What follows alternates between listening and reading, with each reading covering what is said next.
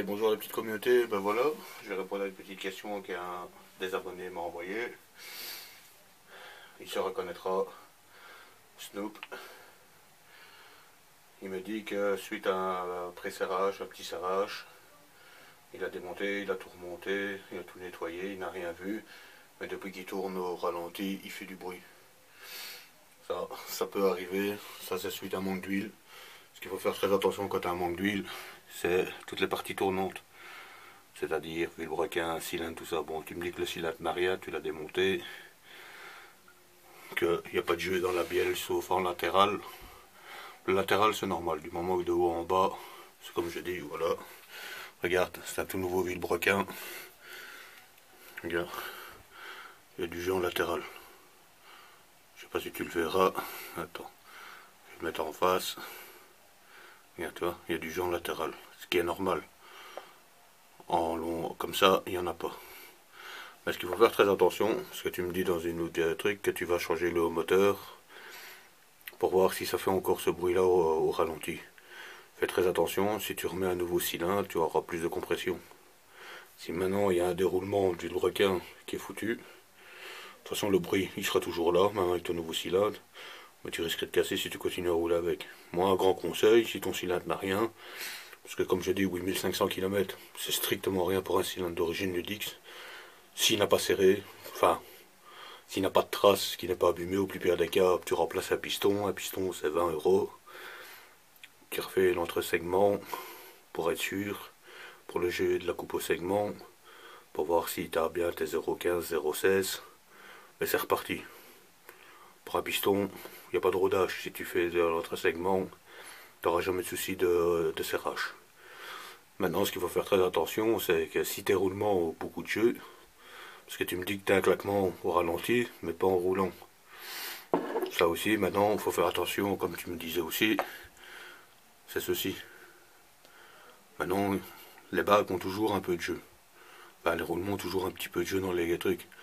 Mais s'il est fort abîmé parce qu'il a pris un coup de chaud, comme on dit, il faut regarder la couleur de ta bielle, il faut regarder la couleur du roulement. Mais si tu vois que le roulement est légèrement bleui, ça c'est dangereux quand même. Remplace-le, teste-le. Maintenant, si ça sombre, c'est peut-être que ça qui fait du bruit. Mais bon, quand tu as un claquement au ralenti et quand tu roules que tu ne l'as pas, c'est un peu dangereux, quoi. Ça veut dire que tu as du jeu quelque part. Soit sur ta bielle, soit sur ça, ou soit sur la portée de tes roulements. Et tu vois, tes roulements font ça. Et ça, c'est pas très conseillé. Franchement, c'est un roulement qui casse. Ouais, peut-être pas sur le moment. Hein. Tu vas peut-être encore faire 1500, 2000 km et après tes roulements exploseront. Maintenant, il faut regarder aussi pourquoi tu as eu un manque d'huile. Si tu as un mélange séparé, ou alors, enfin, si tu fais ton mélange toi-même, que tu as mis toi, pas assez d'huile, ça, bon, ça c'est une erreur de ta part. Maintenant, si c'est un problème de pompe à huile, faut regarder pourquoi. En plus que les pompes à huile de chez Peugeot, elles sont commandées électriquement. Ça veut dire que c'est un boîtier électronique. C'est un boîtier CDI qui est sur le côté de ta batterie. Tu as un noir et normalement tu as un deuxième boîtier noir marqué Delorto. Et c'est lui qui gère ton allumage et ton arrivée d'huile. Parce que tout est électrique chez Ludix, c'est pas des courroies, c'est rien. Maintenant, il faut faire très attention, voir si ta pompe à huile ou ton boîtier fonctionne correctement. Parce que tu as beau remettre un nouveau cylindre, c'est malheureux quand même de payer entre 50, 70, 80 € un cylindre et que tu le sers dans 6 mois, quoi. C'est complètement stupide.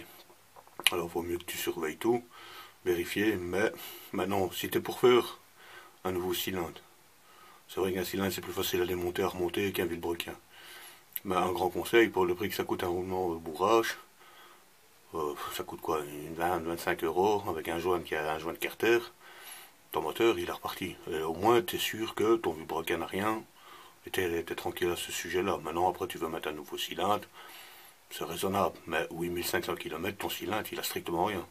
J'ai des cylindres qui ont 30 000 km qui roulent toujours.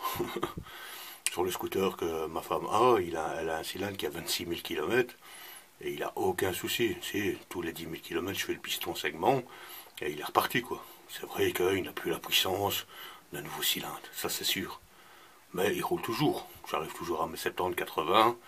Je suis pas un taille mannequin, j'ai pas peur de le dire. Hein. Je suis plus quand même, au moins 110, 115 kilos. Tu vois, la machine elle souffre. Hein. Ben voilà, j'espère que je t'ai répondu à ta petite question. Mais fais très attention quand même, quand tu remontes tout, de bien regarder. Si ça fait encore le bruit, ne roule plus. C'est qu'il y a un autre problème, il faut regarder tes roulements de vilebrequin.